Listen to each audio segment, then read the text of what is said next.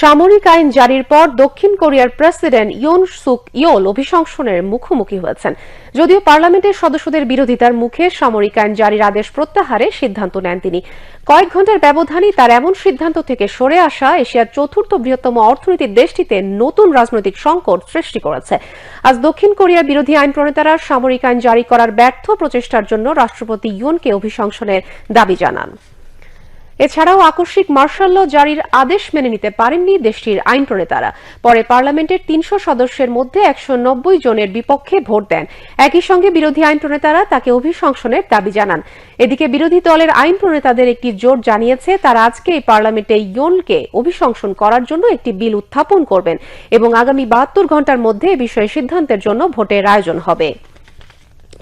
জোটের সদস্য ওয়াং উনহা সাংবাদিকদের বলেন, শিগগিরই প্রেসিডেন্টের কার্যক্রম স্থগিত ও তাদের অভিশংসনের প্রস্তাব পাশ করার দিকেই এখন পার্লামেন্টের নজর থাকা উচিত।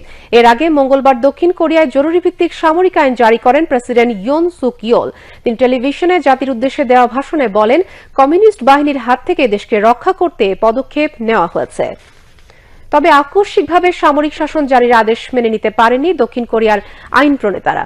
দক্ষিণ কোরিয়ায় সামরিক আইন জারির পর দেশটির পার্লামেন্ট ঘিরে উত্তেজনা দেখা দেয়। প্রেসিডেন্টের সিদ্ধান্তের প্রতিবাদে পার্লামেন্টের বাইরে অবস্থান নেন বিক্ষোভকারীরা। প্রেসিডেন্টকে গ্রেপ্তারের দাবিতে তাদের স্লোগান দিতে শোনা যায়। এক পর্যায়ে কিছু সময়ের জন্য পার্লামেন্ট ভবনে প্রবেশ করেন সেনা সদস্যরা। ভবনের ওপরে হেলিকপ্টার নামতেও দেখা যায়। প্রসঙ্গত, দক্ষিণ কোরিয়ার সর্বশেষ সামরিক আইন জারি করা হয়েছিল ১৯৭৯ সালে। তখন দেশটির দীর্ঘমেয়াদী সামরিক স্বৈরশাসক পার্ক চুং হি একটি অভ্যুত্থানের সময় নিহত হন।